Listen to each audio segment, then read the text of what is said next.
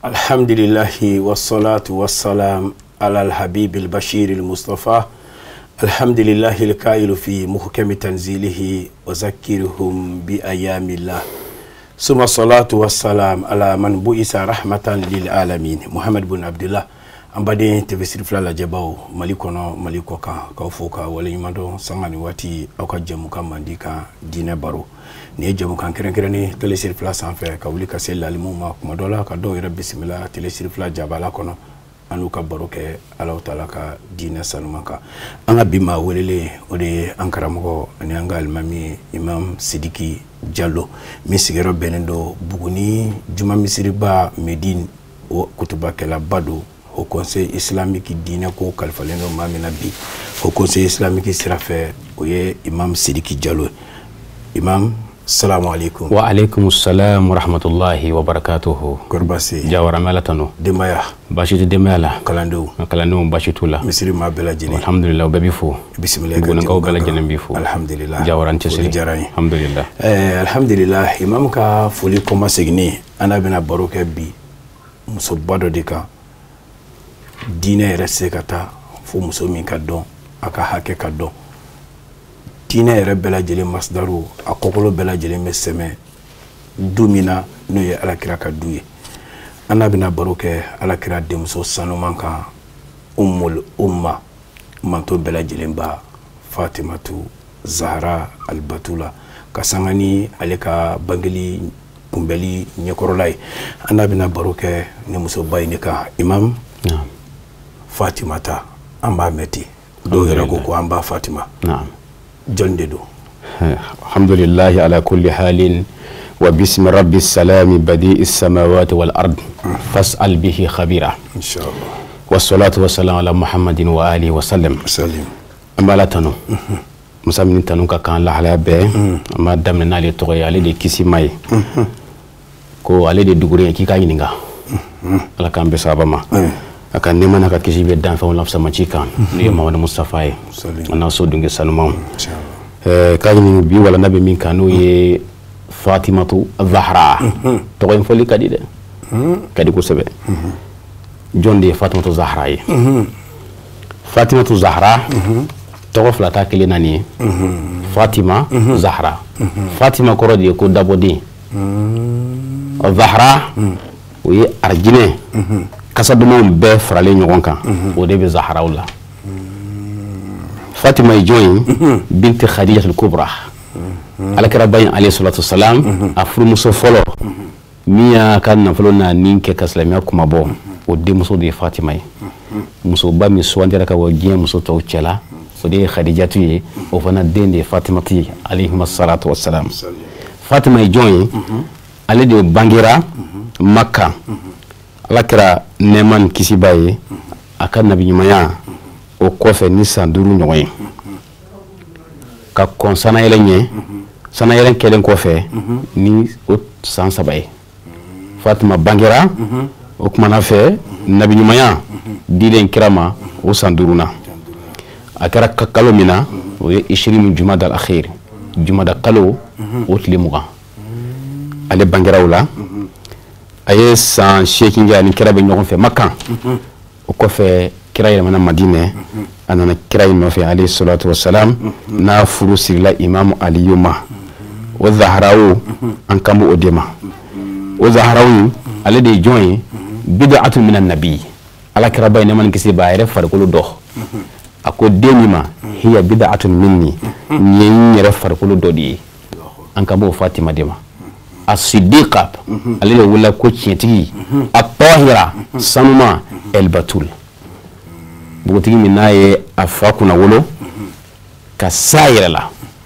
ina fo Maryama utakra cigomi o kuma ne ko Fatima joy al-Hasan ni Hussein sayida sababu ahlu janna arjine kamalin ka geren kuntigi fla Hasan ni Hussein olu badi kodo ni ko Fatima joy Fatima de al-faqiha bid-din Qur'an ad-durushi lado hafizat al-Qur'an bi akmaliha ay Qur'an ad-durushi abela janin dafali ka bela janin tafsiri min haramuna halalau don afana furchefe ni go Fatima joyi khamisu ahlul kisa nabi manya brifini mo duru munun dono koro ni kira ko ma allahumma hawla ahli baiti ala nunu yenga soddu ngewye nunu saniya ala ye mo munun saniya nu de na brifini koro o duru na o do de fatima zahrawi o kuma ni ko fatima zahra ali walid al mahdiya ala kare mamin kofo ko mahdi bin an kofe hiya min nasali fatima de bu mahdi ni obna boale juriya odila donc ni ko fatima join imam ali furu musodo imam ali bado ala kira yere bado obna chogodi sabu fatima ala kira na ngisi baye alla mona sayyidina ali ba o to de ko fatima o de ya alla do akoma ninde mbaye mbako fe o de kira ali bakanu ka kafe sabu o de ya anyeju cheka lado awo de da kabur kono fana o de ko sa dimuso min jara kira ayo to da ali bala o de ango ali bado kira yere bado kuma ali ba atoda limbodila donc ni demso bay kira mun do sogona golo che sab larabo kunti demso ko fe ni doni dronyi ni kira kumita tamala fana abe mo be fu aba laban fatima la aba minaka sumusumu na segena ga tamala ay mo fura min kumbe o de fatima yi gilo do de bola ala kan be sabama naam imam naam fatima ta ya da masiya kuntala suriya naam abokolo ani mamunu borala naam ya ida sera ka funche to yere ma inshallah islamia dine min ambi ala naam fatima ta yere a joro ye mu dine la alhamdulillah jawara ne min ngalina fa mabay limaza ne mo kan iba ngi ngado ne mo kan kana soso fatima ka joro hiya min itrati nabi alayhi salatu wassalam joro fulan mabulo ala kira ka soma o ma dodo kira yere farkolo dodo ala kira yere ay mo mun ngira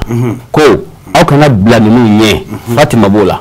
ay mo mun ngira ko min te aw do filila fatima bola ay mo mun ngira ko min qur'an bi ngon fe fatima bola Allahu akbar o wasara joro bayde ay dakru were fo ko fe ako fatima bid'atun minni man sarraha faqad sarrani ko fatima yin farkolo dodi ni man yala ni soja ye morula ni soja ako wa man sa'aha faqad sa'ani ni man yin fatima toro kala ni sogoya kiyal ala kira toro fatima a'azzu nas aliya ako fatima kagelen ka ni mo be Allahu akbar aka ko ka bombulu donc o kuma fatima dine domba ngana do famunti do lalamunti do ale kanuni min kamalati mahabbati rasul okoro jorom babulo ka kanu we ala kira ka kanu dafalande Allahu donc mo ma ka fatima don ka kanu imam muhammadu do imam muhammadu kanu kira ka kuma da ali sallallahu parce que ko ni yeni na dimi ni ala ni soja yena ni soja donc o kuma a doni di wajibi an kan folo fatima to ka di chama inde fatima do ko zahra do reta fa ko zahra nanu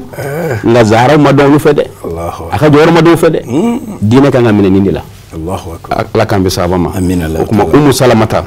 o kira furu muso de mi dona madina muso flanauna ako ala kira ne man kisi baya aya le furu siri ka fara sauda kan aye fatima mine ka dali de makale ka kolosha kala do salamata nga salamata ya mufo fatima ka kola ako uadibuha ako nga fatima yere ada aba minni kale ya soro demiso ndira le makale ka lamo alla da mulembe katamalika ikanga mami lamo wala katameka ni kira furumso de kuma kai salamata ako wa arafa bil ashiya'i kulliha ale ya so nigi ba kalan fon fena abo bedo Allahu akbar muso ka sana muso denamo ko jogo fota ni dusanu manta yemandi nunu ga dukadi ala kan be sahaba ma fatima joro de ni kira kanu ani fatima kanu ni bekka kan salame bulu inshallah ala kan be sahaba amina allah bade tv fla la jabaw ina fo anya fo ay chugo mina anga bi barobe ni muso bayinde ka ali hasanat ala kira di muso sanuma ala kira nyejoro adusukuna fere fatima ta ni adona dina be don na madon diinɛ tɛ se ka faamu ye ani imam de bɛ baro la kan imam Sidiki Jalo min sigiyɔrɔ bɛnnen don Buguni ma Medine juma misiriba alimami don imam naam Fatimata jogo ɲumantigi don naam a ladabura naam a donna furu de la naam furu cɛ ye da bɔra sɛbɛn ko Seydina Ali naam yali a yɛrɛ jogo tun bɛ cogo di furuso kɔnɔ an balakaw ni an balimamusow ni an denw u bɛ se ka walanda ta ani a ka kɔɲɔ don a ka bonda ma kira sanuma a ye walanda dɔ di a ma a ye ladilikan dɔ di a ma min bɛ kɛ nafa ye e ni ne bɛɛ lajɛlen ye alhamdulillah bɛ se k'o dɔ sɔrɔ am se k'o sɔrɔ ala k'an bɛ saba ma Jawara baro in ka di kojugu an b'a a surunya dɔrɔn an t'a dan bɛ min ta ka min to inshallah ala k'an bɛ saba ma o Fatima tɔgɔ k'u tulo ma jɔ Fatima tɔgɔ ka ca nka Zaharaw tɔgɔ ye kelen pe wa Zaharaw tɔgɔ ɲɔgɔn tɛna dugukolo kɔ la fo ni diɲɛ yɛlɛmana kɔrɔ ye caman b'i yɛrɛ wele ko Zaharaw a tɛ bɛn a ka fɛn ma ko Zaharaw dɛ a kana Zaharaw fɔ a ma parce que Zaharaw t'ale la o ala k'an bɛ saba ma o tuma ɲininkali min ye akhlaqoha ladamu mun b'a la a ka furuso kɔnɔ a n'a fa cɛ ala kɛra alayhi salatu wasalam a ye den kalan a y'a lamɔ don dɔ kɛra ne ma ni kisi ba ye a ye Fatima Zaharaw ye a nana sɔrɔ kana kɔnɔ dɔ b'a bolo o b'a kana sanu yɛrɛ piripiri don nka kana kɔnɔ in Seydina Aliyu de kun y'a las'a ma o de y'a sɔrɔ kɛlɛtɔnɔw la ka n'a di Fatimata ma Ali niyɔrɔ don a y'a di Fatimata ma masakɛmusow ka kɔnɔ masiri ɲɔgɔn kun don ala kɛra ne ma kisi ba ye même a nana Fatima ye nin b'a kana sabu kira ka du ni Ali ka du a bɛɛ ye du kelen de ye ala kɛra ye kɔnɔ in y'a kana da ka gɛlɛn a ko a ma Fatima n denmuso yala i b'a fɛ a ka fɔ ko diɲɛ masakɛmusow denmusow bɛ diɲɛ masiri kanu cogo min a ka fɔ ko e fana b'a fɛ ko o ɲɔgɔnna dɔ kanu wa a ye ni question posé a denmuso kun Fatima Zahara ye mun kɛ a ye kɔnɔ in bɔ yɔrɔ bɛɛ duwawu den fa labato den fa ye den in lamɔ cogo min a b'a dɔn cogo min b'a la a m'a fɔ ko n cɛ de y'a di yan dɛ a m'a fɔ k'a diyara n cɛ de ye dɛ a y'a bɔ yɔrɔ bɛɛ a y'a di k'u ka taa feere u taara feere a y'a wari di k'u ka taa jɔn dɔ san k'o bila k'o kan hɔrɔnya o ɲɔ goni kan a ma tan ta nin ye jogoba ye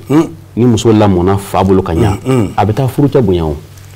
nin y'a ni alakira cɛ ye alayhi salatu wasalam o kuma n'a ye kira ye dɔrɔn a b'a dɔn fɛn min de bɛ kira tɔɔrɔ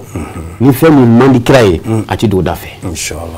a y'a fa kumakan mɛn n'a ka di a bɛ se k'a fɔ a ka di n cɛ de ye o tɛ komi anw b'a fɔ cogo min bi ala k'an bɛ saba ma o kɔfɛ Fatima Zahara Imam Ali n'a cɛla olu de bɛ wele ko Bahrain bainahuma barzakun la yabghiyani Jawara ngo baro ngadi inshallah Ali ye kira ka lamɔden ye a cousin do a ye Fatima dama Fatima ni Ali de komi baji ni kɔgɔji dɔ tɛ dan sago kado dɔ la o de kosɔn Lulu ni Marjana bɔr'u la n'o ye Hasan ni Husaini a ka kira denya min b'a bolo a mi valeur kɔrɔta Ali sanfɛ n'a ye a y'i majigin n'a ye Ali bolo seereya ba b'o jira an na Fatima ye i sigi a kunbɛkuru kan ka tasuma fiyɛ fo a ka fini nɔgɔra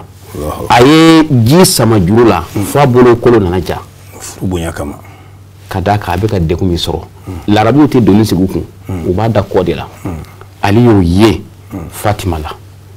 nana fɔ a ye yala i t'a f'i fa ye a ka jɔn dɔ d'i ma i ka se ka baara kɛ n'o ye a taara k'a bɛ taa fɔ kira ye a taara kira ni sahabaw sigilen sɔrɔ mɔgɔ ka ca a seginna a ma ka laɲini fɔ ye kuma lasurunya bolo ma kira tilalen baro la kira wulila ka taa nɔfɛ a ye foli k'a donna k'aw tun bɛ mun kɔ Fatima ye kunkolo kɔrɔta a ma se ka kuma Ali de y'a fɔ kira ye a ko a bɛ ka juru sama a bolo bɛ ka ja a b'i sigi duguma a bɛ tasuma fiyɛ o kumana fɛ an tun b'a fɛ i ka jɔnmuso dɔ d'a ma ala kɛra ko ma n'an ka fɛn fɔ min ka fisa aw ma ni jɔnmuso ko ye min ka fisa aw ma n'o ye aw bɛ lafiya sɔrɔ sabu kira b'a fɛ Fatima n'a ka kiramusoya cɛ labato a yɛrɛ k'a cɛ ka balo dilan ka di k'a ka fini ko o nafa kama ko a ka subhanallahi fɔ siɲɛ 33 n'a bɛ nin da a ka alhamdulilahi fɔ siɲɛ 33 n'a bɛ nin da ala ko baraka a k'o fɔ siɲɛ 34 ni a bɛ nin da ko a bɛ lafiya sɔrɔ n'o ye mais min jɔyɔrɔ ka bon nin bɛɛ ye Imam Ali yɛrɛ de ye Fatima Zaharaw ka ba a ka cɛlabato seereya a ye tɔɔrɔ minnu sɔrɔ a la sabu kira ne ma ni kisi ba ye a ye dakuruɲɛ 7 fɔ Fatima Zaharaw ye bɛɛ kan k'o lamɛn dakuruɲɛ 7 a bɛ taa ale ka furu la don min kɔɲɔ don a ye ladilikan 7 de fɔ a ye imam ye ladilikan ye nin fɔ an ye an yɛrɛ ka se ka ala k'an bɛ saba ma bilasira ni a ye nin ye walandaba ye ni kira y'a fɔ Zaharaw ye sabu a bɛna bɔ kira du kɔnɔ ka taa ale ka du kɔnɔ a ko a ma fɔlɔ ya Fatima a ko n'i y'i cɛ ka alikama tugu i bolo la i cɛ ka alikama i y'a susu k'a fara bɔ a la walima ka ɲɔ i yɛrɛ ka taa dilan i bolo la k'a d'a ma a ko i ka dɔn alikama kisɛ kelen o bɛ sɛbɛn i komi ɲuman kelen wa ɲuman kelen o ye baraji tan ye inshallah kira tun bɛ se ka jɔnmusow caman da mun bɛ cɛ ka baara kɛ i n'a fɔ anw taw bɛ cogo min bi a filanan a ko Fatima n'i cɛ ka fini ta k'i b'a ko i jurumu de b'i bolo ye i jurumu de b'i bolo dɛ n'a ka di y'a ko k'a jɛ n'a ka di y'a to yen n'i y'a ka fini ko k'a jɛ k'i k'a dɔn k'a fɔ ala fana b'i ka jurumu fana ko ka bila o cogo kelen na inshallah k'a sɔrɔ Fatima bɛ se ka jɔnmusow ɲini u ka ale ka fini ko a sabanan a ko ni Fatima ni muso wulila k'i cɛ ka fini ta i y'a ye a yɔrɔ dɔ faralen don i y'i dogo ko yɔrɔ in kala ko ye sutura de ye ala b'i sutura diɲɛ lahara i cɛ ka fini ye a farala k'i y'a kala o ye sutura de ye a ko a naaninan a ko Fatima ni muso wulila a yɛrɛ ye k'i gɛrɛ i furucɛ la k'a nisɔndiya i ye furucɛ la nisɔndiya tile kelen mumɛ kɔnɔ k'a la nisɔndiya ko san kelen alabato bɛ o baraji bɛ k'i kun k'i cɛ la nisɔndiya tile journée bɛɛ i ma la dusu kasi ko san kelen alabato o bɛ sɛbɛn i kun o de kosɔn n ko Zaharaw tɛ yen tuguni Fatima ta de bɛ yen a ko a duurunan a ko Fatima ni muso wulila a yɛrɛ ye k'i gɛrɛ i cɛ la ka sɔrɔ a m'i wele i yɛrɛ y'a bɔ i yɛrɛ la k'i gɛrɛ la ka baro k'a fɛ k'i k'a dɔn ko tawafu alikaba la munumununi i k'a dɔn k'a fɔ ala bɛ o baraji dafalen de d'i ma ko maa min ye alikaba la munumunu k'i b'o baraji dafalen sɔrɔ mais anw taw tɛ gɛrɛ an na ni fɛn ɲini tɛ yen dɛ a ko a ma tuguni a wɔɔrɔnan a ko Fatima n'i ni cɛ fɔra ɲɔgɔn kɔ i ma se ka bɛn ɲin'a fɛ ni saya y'i sɔrɔ k'o dimi to i n'a cɛ i jo dun t'a la a ko ne ye ne yɛrɛ balolen sɔrɔ ko n tɛna segin kan o kɔrɔ ye Fatima a n'a ka titiri n'a ka bonya a ye nin majigi mais nin bɛ k'a fɔ jɔn ye anw sinon Fatima bɛ nin jogo bɛɛ dafa kalan don n'i bɛ jiri tigɛ kungo la i b'a daminɛ si la a ko a 7 Fatima ni muso ye kɔnɔ ta cɛ den na a faamuya Jawara ko a cɛ den ni muso ye kɔnɔ ta a cɛ den na sabu den bɛ sɔrɔ ka sɔrɔ furu kɔnɔna tɛ ala k'an kisi a ma donc ko ni muso ye kɔnɔ ta a cɛ den na fo ka taa jigin sankolo mɛlɛkɛw dugukolo mɛlɛkɛw u bɛɛ bɛ astagfirullah ɲini a ye u bɛɛ bɛ ala yafa deli ɲini a ye ko hali jɛgɛ minnu bɛ kɔgɔji kɔnɔ fo ka taa muso jigin don min wa n'a jiginna don min na k'i k'a dɔn k'a fɔ ala bɛ baraji 1000 sɛbɛn a kun ala ka ɲuman 1000 jɔsi ka bɔ a kun a ye nin fɔ Fatima ye k'a bilasira a bɛ ka taa a ka furuso la ni ladilikan 7 ye min tɛ kun kitabu kɔnɔ a tɛ kuma kɔnɔ kitabu dɔ bɛ yen ko Fatimatu az-Zahra nin bɛɛ b'o kɔnɔ ala k'an bɛ saba ma o tuma Zaharaw ka jogo an tɛ se k'a ban fɔ la yɛrɛmajigi min b'a la nin y'a n'a cɛ ye a ka ala ko tun bɛ cogo di a n'a sigiɲɔgɔnw tun bɛ dugawu kɛ a nana Hasan y'a lakali Fatima den a ko anw ba Fatima tun bɛ wuli ka jɔ su fɛ a bɛ ala wele a bɛ seli a bɛ sujudu kɛ a bɛ dugawu kɛ mɔgɔw ye f'a ye mɔgɔw ta o tɔgɔ ma a sigiɲɔgɔn karisa a jɛɲɔgɔn karisa mais a t'olu yɛrɛ tɔgɔ fɔ a bɛ dugawu kɛ a sigiɲɔgɔn ni mɔgɔ wɛrɛw ye ko f'a b'u tɔgɔ fɔ u b'u tɔgɔ fɔ ka mɛn ala hinɛ karisa la ala yafa karisa ma tuma min a tilala Hasan ko k'ale y'a ɲininka anw ba e bɛ dugawu kɛ e bɛ ka mɔgɔw tɔgɔ fɔ fɛn tulo b'a la anw tɔgɔ tɛ ka fɔ a ko ya Hasan aljaru suma dar a k'i ka dɔn le voisin mɔgɔ sigiɲɔgɔn i ka ŋaniya ɲumanya kan ka fɔlɔ de la o kɔfɛ i b'a la si yɛrɛ ka du kɔnɔ Allahu akbar n ko sirifu ninnu nɔfɛ taama ka gɛlɛn sirifu kanu jogobaw de don Jawara a nɔ mɛli ka gɛlɛn a tɛ ɲɛ ikhlasu kɔ la sincérité kɔrɔjɛlenya ka hɛrɛ jigin a bɛɛ ye i sigiɲɔgɔn hali ni silamɛ tɛ i ka dugawu k'a ye hɛrɛ min n'i y'o sɔrɔ ala ko la ale bɛ se k'o ɲɔgɔn sɔrɔ donc n'i y'a ye a bɛ hamina sigiɲɔgɔnw ye a b'a furucɛ gasi sigi a bɛ tila tuguni ka a fa fana a y'o kunkɔrɔ tan a ma kumasuli kelen s'o ma donc nin jogoba ninnu bɛɛ fɔra anw de ko don Fatima ye nin bɛɛ dafa wallahi parce que Umu Salama yɛrɛ ka kuma la a dira ne ma ne k'a lamɔ ne y'a sɔrɔ a lamɔlen don ka tɛmɛ ne yɛrɛ kan ni ye kira ka ladilikan ye kisi nɛma bɛ kira ma a ye min di a denmuso ma ka taa cɛlasigi la walanda don anw de ye an fana k'an denmusow bilasira tan an denmusow yɛrɛ ka kɛ lamɛnbaa ye nin waleya la o yɛrɛ bi hɛrɛ ni a nafa sɔrɔ Fatumata Umul Umma manton bɛɛ lajɛlen ba don Mama international o don Mama international don siga si t'a la Fatumata wallahi yali a yɛrɛ ka denw fana ka lamɔ la sisan an bɔra ka kuma n'a fa cɛ ani a furucɛ cɛ ani sigiɲɔgɔnw yali a yɛrɛ ye den minnu sɔrɔ a n'olu yɛrɛ cɛ lamɔ bɛ cogo di ma nɔgɔman kun don lamɔ kɔnɔ wa alhamdulillah Jawara Fatima Zahra ka fɛn caman de sɛbɛnna kira ka du kun ka di kojugu sabu olu ka du ye universel de ye kira cira rahma lil alamin donc rahma ye o ye nin ko ninnu de ye diɲɛ bɛɛ mago bɛ ɲɛnamaya ɲuman ja la Jawara n'i ye mɔgɔ ye a bɛ mɛn a tɛ taa ka so a ka dɔgɔnan man di kira tun bɛ kɔrɔtɔ ka bɔ misiri la ka na ka so de a ka du ye Sidina Ali ka du de ye Al-Hasan ni Hussein olu de ye Lulu ni Marjanaw ye Fatima de y'u lamɔ a y'u lamɔ ni lamɔ cogo ye gɛlɛya tɛ min kɔnɔ a y'u ka lamɔ daminɛ ni kalan de ye a tun b'u lamɔ de 0 à 7 ans Fatima y'o kɛ ka Hasan ni Hussein a bɛ o nɛgɛ de a bɛ fɛn fɛn d'u ma a b'u nɛgɛ k'a d'u ma a bɛ min b'u bolo a b'u nɛgɛ k'a bɔ k'a b'u bolo san fɔlɔ fo ka taa se san 7 ma donc k'a daminɛ san 7 ka se san 14 ma a b'u adabu ka fɛn minnu bɛ yen n'u kan k'o kɛ n'o kuma sera a b'u diyaɲɛ ko tigɛw la o kɛli kama busan t'a la busan foyi t'a la o de ye lamɔ ɲuman ye mais anw ta yan den tɔgɔ wele wura n'i tɛgɛ mankan mara ko la dawu tuma dɔw facɛ yɛrɛ mun de bɛ bɔ den na Fatima y'a denw gɛrɛ a yɛrɛ la k'u kalan gasi la waati min bɛ yen n'u kan ka don cɛ kan waati min u man ka don waati min k'o f'u ye Ali bɛna ka bɔ baarakɛyɔrɔ Ali tun ye journalier de ye tile baarakɛla c'était un journalier a bɛ taa baara kɛ nakɔforo de kɔnɔ a bɛ na ni dumuni ye so donc Ali bɛ lafiya waati min Fatima tɛ sɔn den ninnu ka na a tɔɔrɔ a bɛ den ninnu lana kalan kɛnɛ kan a b'u kalan a b'a tora a bɛ taa n'a ye ko bɔgɔ fa a bɛ sunɔgɔ la o tun b'a wele ten a b'a tora Fatima ye nin lamɔba ninnu kɛ donc n'i ye nin jogo ninnu lajɛ i b'o nɔ de ye den ninnu fana na Ali ka jɔyɔrɔ fana mɔgɔ tɛ se k'o fɔ ka s'a dan na mais nin bɛɛ bɔra jumɛn na kira ko ne ye jirisun de ye charge min bɛ yiri in kan ko charge in ye Fatima ta de ye a ko yiri in a ko i k'a dɔn a feere o ye Imam Ali de ye yiri in denw o ye Hasan ni Hussein de ye a ko wa ne kira somɔgɔw kanubagaw a ko i k'a dɔn k'a fɔ minnu ye anw kanu ka kɛ an kanubagaw ye a ko olu kan hɔrɔnyara ka bɔ tasuma ma o de y'a to n ye den in tɔgɔ da ko Fatima li annaha fatamat minan nar Ala y'a dabɔ tasuma kɔnɔ don na Ala k'an bɛ sababa ma Ala ka laɲini sabati amin Imam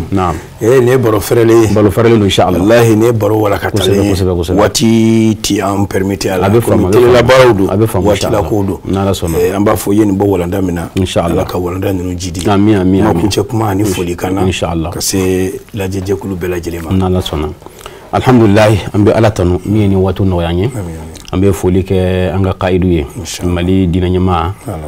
Seydi Seydou Ramadan Hajara Ala ka mɛn an ɲɛfɛ a n'a ka denbaya Ala k'u tanga an bɛ foli kɛ ansaru bɛɛ ye ka Buguni silamɛtɔn bɛɛ fo kɛrɛnkɛrɛnnenya an ka haut conseil président ba Alaji Mamadu Tarawele an ka foli b'a ye ka Buguni kɛ Medini ka foli kɛ Medinikaw ye Fatima Zahra tɔn mɔgɔw bɛ n bolo Medine groupe Fatima Zahra k'u ka foli fɛ Jawara kosɛbɛ an ka foli b'u fana ye u bɛ k'an lajɛ nin waati in na Buguni Medine ka foli kɛ an balimaw fana ye Côte d'Ivoire an bɔra yen san ma mɛn an bɛ olu bɛɛ lajɛlen fo ka e yɛrɛ fo i ka baara la an ka caméraman baw k'u bɛɛ lajɛlen fo haminanko minnu b'u la Ala ka n'u ka haminanko jara Ala ka laɲiniw sabati wa hada assalamu alaikum wa rahmatullahi wa barakatuh alaikum salam wa rahmatullahi ta'ala wa barakatuhu Imam arabu b'a fɔ ko istafadna inchallah vraiment an ye nafa sɔrɔ walanda in na k'i fo k'i waleɲuman dɔn yeni doni bo doni mina ala kana doni ba farkolo mi ya di ala kana ajini ala ka sira injelen to kime jama nyama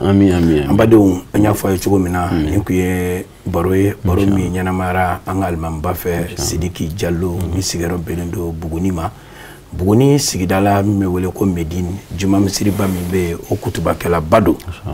au conseil islamique dine ko kalfalendo mamina bi au conseil islamique sira fe Buguni kono imam Sidiki Jallo do ana ko me ka baro ke adamadenya yere kokolo kan dine yere kokolo kan sabu Fatimatu az-Zahra alayha salam ni ale de dona dine be don ni ale ma don abi dine ko lati ka soro dine ti abulo ala kan kishi adomaliyama ka fo ka wale nyman don ni muso sanuma yere abarka ani hawro mai amba muso madam Haidara Seda tanti Fatimata Traoré ale be ni domba nyama ababu na folo mina ala kana aba amba o bela jire befu keme ka halu betu inshallah kira ka dukono maw bela jire keme ka kilin ta ala alhamdulillah ufo ku wala yimando u ba drome bo na folo mununa ala kana aba folo munu ba barake ala kana ujeni kadamna imam Ali amba tanti Hajaratu Tungara alhamdulillah Seda Fatimata Zahra al-Batula amba muso sanuma tanti Fatimata Traoré inshallah ale bi iko do koro Allahu akbar laka barka bela imam inshallah Hassan alhamdulillah amba muso tanti Halimatu Dakhamaisa alhamdulillah imam Hussein amba muso tanti Aishatu Kulibali alhamdulillah sirke ka du wallahi uyeni ni jagwa wire kan sigatala ala sona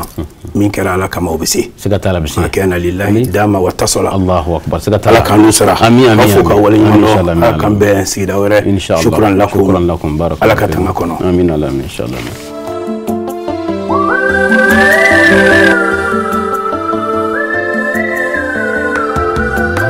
حرام على الايام